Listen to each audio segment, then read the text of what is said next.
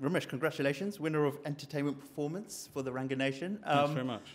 What does it mean for you to win this, after this year in particular? Nothing really. No, I'm joking. I mean, felt very grateful to be able to carry on working and make TV. And when this series of the Ranganation, we were due to make it just as like lockdown happened and everybody was sort of unsure of what to do. And there'd been a couple of TV shows, I think they'd just started to kind of make new shows during lockdown, and it's very difficult sort of comedy entertainment and stuff without an audience. It was like tricky to figure out how to negotiate that really. So to be able to, you know, to win for a series that we made in difficult circumstances is great. But I mean, I'll be absolutely honest with you, mate, it wasn't difficult for me. I don't mean that in an arrogant way. I just mean I didn't have to do any extra work because like we couldn't do it in studio. So Zeppotron, the production company, said, oh, let's do it in your garage.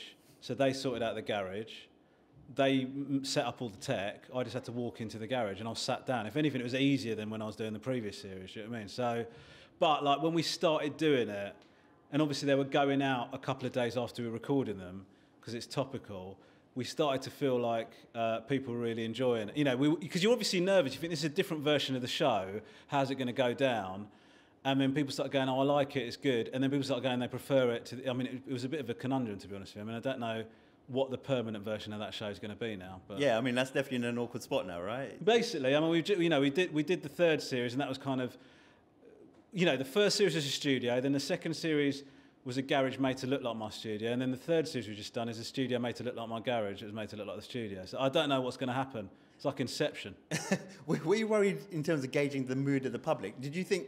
I mean, was there a thought that they might not be up for a laugh right now, or did you always know that people need that release? Well, we talked about it a lot because you know, you want to have a laugh about it. It's a comedy show, but at the same time, it's a real thing. Do you know what I mean? It's, you know, you don't want to be too trite or trivial about it. But we had the benefit of having, you know, we've got the Ranganation who are like members of the public, so they sort of, you get a gauge from them really. And also the other thing is that you just, a lot of the time, before we'd sit down to write that show, we would just chat to people and get an idea of how people were feeling. And you know, you do have to try and walk a line of whether you can joke about something or whether you can't. But the truth is, everybody was going through the same thing. So it's just like, we just said what we thought, really. And so it was all right in the end. I think that, I'll be honest with you, sometimes I do go over the line. But luckily we've got an edit, so I'll get looked after. Also, in terms of walking that fine line, your mum's also involved in some of the show. How careful do you have to be in terms of what you say and what you do around her when she's involved?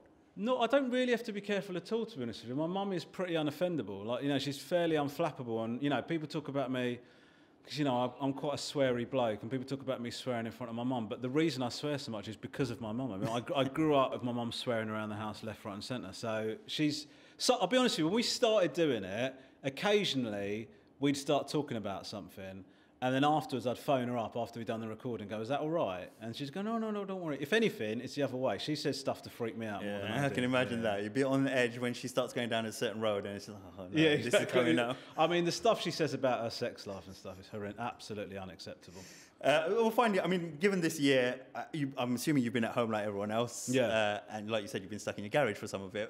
What have you enjoyed watching, and what's kept you going through this particular period? The truth, I've actually, like during the lockdown, to be honest with you, I went back and watched, the truth is I watched stuff that I hadn't watched the first time round. So my wife and I sat down and watched all of Game of Thrones from beginning to end.